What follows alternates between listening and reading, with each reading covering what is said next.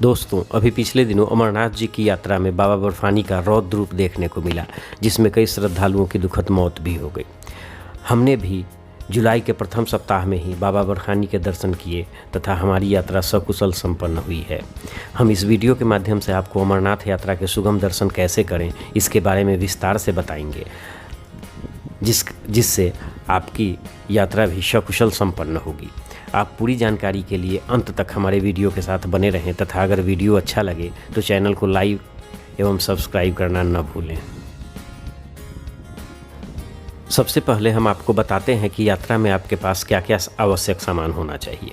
दोस्तों, चूंकि इस यात्रा में हमें पहाड़ पर काफ़ी चढ़ना होता है, इसलिए जितना कम से कम सामान साथ लेकर चलेंगे उतना अच्छा होगा। यहाँ ठंड काफ़ी होती है, इसलिए आपके पास अच्छे गर्म कपड़े अवश्य होने चाहिए। बरसात कभी भी होने लग जाती है, इसलिए रेन कोट अवश्य रखें। जूते वाटरप्रूफ तथा स्पोर्ट्स क्वालिटी के होने चाहिए, जिससे पहाड़ पर चढ़ने में मदद मिले। खाने का सामान साथ रखने की ज़रूरत नहीं है, क्योंकि जगह जगह भंडारा चलता रहता है। हाँ, आवश्यक दवाइयाँ जैसे सर दर्द, उल्टी, दस्त, पेट दर्द, बुखार आदि की दवाइयों का पैकेट अवश्य साथ रखें। यात्रा में खूब पानी पीना चाहिए।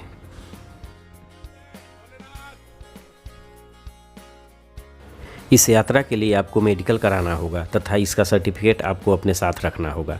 मेडिकल आप किसी भी सरकारी चिकित्सा केंद्र में करा सकते हैं। इसका फॉर्मेट आपको अमरनाथ श्राइन बोर्ड के साइट पर मिल जाएगा। साथ ही आपको यात्रा हेतु ऑनलाइन रजिस्ट्रेशन भी करा लेना चाहिए। हालांकि भगवती नगर, पहलगाम तथा बालटाल तीनों जगह रजिस्ट्रेशन की सुविधा उपलब्ध है, पर आप रिस्क न लें तथा अपने घर से ही श्राइन बोर्ड की साइट पर जाकर रजिस्ट्रेशन करा लें, जिसका एक प्रिंट आपके पास रख लें। रजिस्ट्रेशन तथा मेडिकल के प्रिंट की जांच चंदनवाड़ी तथा बालटाल दोनों जगह करके ही आपको यात्रा मार्ग पर प्रवेश करने दिया जाएगा। हालांकि आगे यात्रा मार्ग में कहीं भी इसकी ज़रूरत नहीं पड़ी। अमरनाथ जी की यात्रा दो तरफ से होती है। एक रूट है पहलगाम चंदनवाड़ी होकर, जो लगभग 30 किलोमीटर की यात्रा है, जबकि दूसरा रूट है बालटाल सोनमर्ग होकर, जो लगभग 14 किलोमीटर की यात्रा है। आप सोच रहे होंगे कि बालटाल से गुफा कम दूरी पर स्थित है तो इससे जाएं, पर ध्यान रखें कि बालटाल मार्ग थोड़ा खतरनाक व सीधी चढ़ाई वाला है, जिसमें ज़्यादा एनर्जी की आवश्यकता होती है। दोनों रूट पर हेलीकॉप्टर सेवा भी उपलब्ध है, पर ध्यान रखें कि वहां मौसम अक्सर ख़राब हो जाता है, इसलिए यह सेवा कभी भी बंद हो जाती है। हेलीकॉप्टर सेवा में पहलगाम या बालटाल दोनों जगह से पंचतरनी ले जाया जाता है, जहां से आगे की 7 किलोमीटर की यात्रा आपको पैदल या घोड़े या फिर पालकी से ही करनी होगी। हमने हमारी यात्रा जाते समय पहलगाम रूट से की थी, जबकि वापस आते समय हम बालटाल रूट से वापस आए। अब हम जानते हैं कि बेस शिविर यानी पहलगाम या बालटाल पहुँचे कैसे। वैसे तो इन दोनों जगहों से सबसे नज़दीकी रेलवे स्टेशन उधमपुर है, परंतु चूँकि जम्मू तवी पूरे देश से ट्रेन से जुड़ा हुआ है, तो मेरा सुझाव है कि आप अगर ट्रेन से आ रहे हैं तो जम्मू तवी उतर जाएं, क्योंकि यहाँ सभी सुविधाएं उपलब्ध हैं। अगर आप हवाई जहाज़ से आ रहे हैं तो आप श्रीनगर उतरें, जहाँ से बालटाल तथा पहलगाम दोनों की दूरी 90 किलोमीटर है। हम 7 घुमक्करों की टोली थी तथा हम लोग बीकानेर से जम्मू तवी ट्रेन से आए। जम्मू तवी आने के बाद आप किसी होटल आदि में न रुकें, बल्कि सीधे भगवती नगर स्थित अमरनाथ यात्री निवास चले जाएं, जहां ठहरने की अच्छी व्यवस्था है तथा यात्रा का कारवां यहीं से निकलता है। स्टेशन से भगवती नगर की दूरी लगभग 6 किलोमीटर है तथा ऑटो ज़्यादा से ज़्यादा 100 रुपये में आपको भगवती नगर पहुंचा देगा।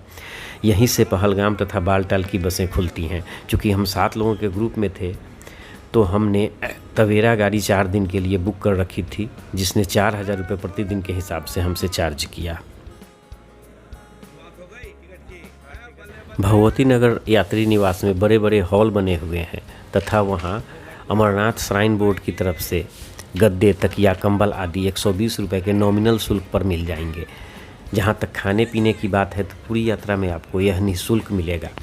हम यहाँ लगभग शाम 7:30 बजे पहुँचे थे। रात्रि में यहीं विश्राम किया तथा हमारा कारवां लगभग सुबह 4:30 बजे पहलगाम के लिए रवाना हुआ था। भगवती नगर से पहलगाम की दूरी लगभग 250 किलोमीटर है। जहां पहुंचने में आपको करीब 10 घंटे लग जाते हैं। अगर आप बस से जाते हैं तो यात्री निवास के अंदर ही बस टिकट काउंटर है, जहां से 750 रुपये का टिकट कटाकर आप बस से यात्रा कर सकते हैं।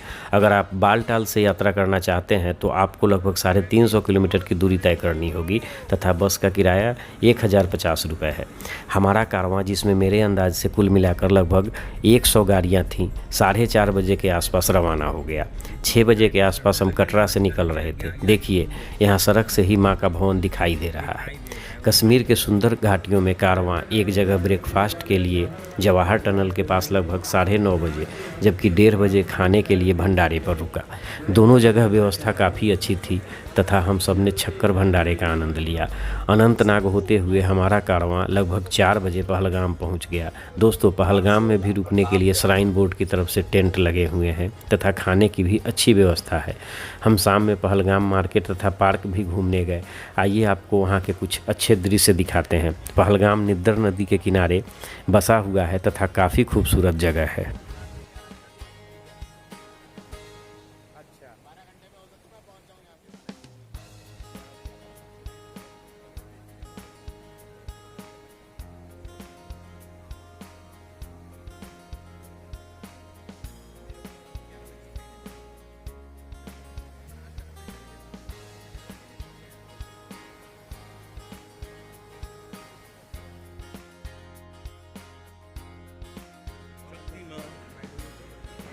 पहलगाम से चंदरबाड़ी की दूरी लगभग 16 किलोमीटर, जहाँ के लिए सुबह 4:30 बजे हमने लोकल शेयर टैक्सी 150 रुपये प्रति व्यक्ति के हिसाब से बुक कर लिया।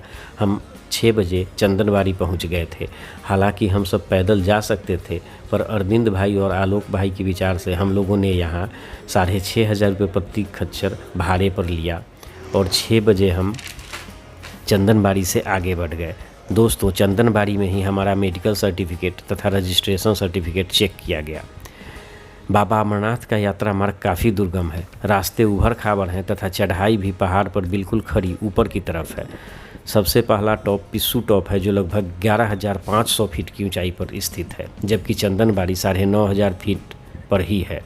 हम लगभग 7:30 बजे पिस्सू टॉप पर पहुंच गए थे। यहाँ से आगे शेषनाग तक उतनी चढ़ाई नहीं है। पहलगाम से शेषनाग की दूरी 12 किलोमीटर है।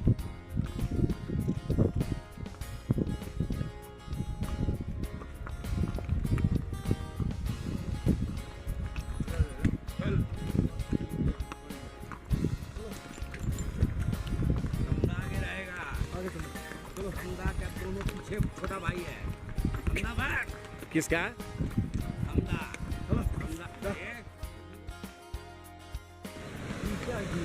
शेषनाग झील। हम लोग आज करीब 10 बजे शेषनाग झील पहुंच चुके हैं और ये शेषनाग झील है सामने। इसमें शेषनाग जी का निवास है। पैदल यात्री पहले दिन का पड़ाव यहीं डालते हैं। यहाँ एक सुंदर झील है, देखिए इसका नज़ारा। यहाँ रुकने के लिए कैंप एवं खाने के लिए लंगर बने हुए हैं। हम यहाँ लगभग 11 बजे शेषनाग पहुँच गए। यहाँ से आगे की चढ़ाई भी दुष्कर है तथा महागुणस टॉप या गणेश टॉप लगभग 15,000 फीट की ऊंचाई पर है।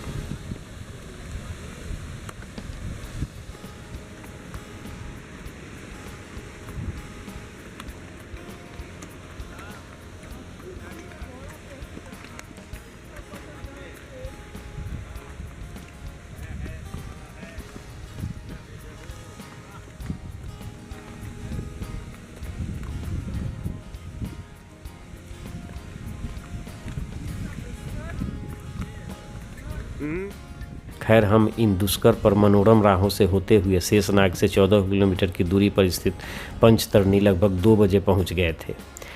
यह अमरनाथ मार्ग का दूसरा महत्वपूर्ण पड़ाव है, जहां रुकने के लिए काफ़ी टेंट तथा खूब भंडारे हैं। यहां से हम 2:30 बजे गुफा के लिए रवाना हो गए।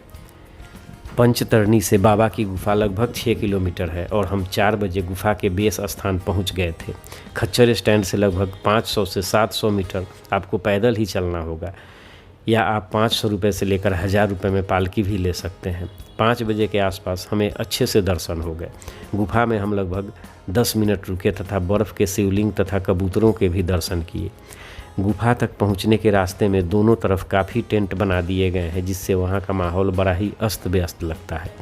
मेरे विचार से इस रास्ते में अंतिम 1 किलोमीटर में चिकित्सा सुविधा वाले 2-4 टेंट को छोड़कर अन्य किसी टेंट की अनुमति नहीं होनी चाहिए। खैर, हम लगभग 7 बजे वापस पंचतरणी आ गए थे। आज के इस लगभग 36 किलोमीटर के खच्चर यात्रा ने हम सबको काफ़ी थका दिया था। पंचतरणी में टेंट का किराया 500 रुपये लगा। हम लोग भंडारे में खाना खाकर लगभग 8 बजे निद्रा देवी के आगोश में चले गए। दोस्तों, चूँकि पंचतरणी भी काफ़ी ऊंचाई पर है, इस कारण हमें यहाँ सांस की परेशानी हो रही थी तथा रात में कई बार मेरी नींद टूट गई। हम लोग सुबह 6 बजे उठ गए। पंचतरणी घाटी का मनोरम दृश्य बड़ा ही खूबसूरत लग रहा था। यहाँ शौचालय तथा बाथरूम की अच्छी व्यवस्था है। नित्यकर्म से जैसे तैसे निवृत्त हुए, पर आज काफ़ी थकावट लग रही थी।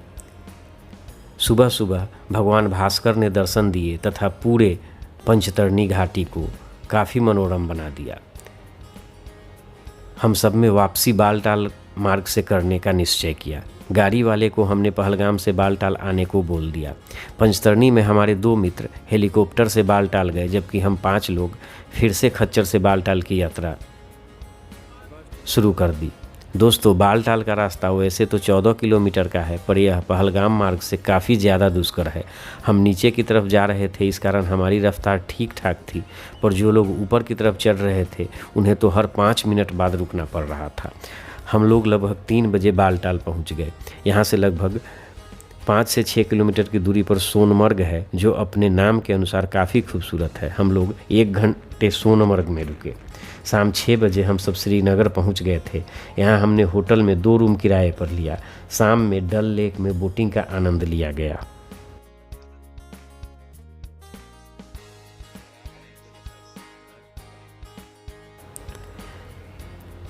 सुबह 8 बजे नाश्ते के बाद हम सब जम्मू तवी के लिए रवाना हो गए। शाम लगभग 4 बजे हम जम्मू तवी पहुंच गए थे। पूरी रास्ते बरसात होती रही। हमारी ट्रेन रात्रि 9 बजे थी, इस कारण हमने धर्मशाला में 1 रूम लेकर करीब 3 घंटे खूब जमकर आराम किया।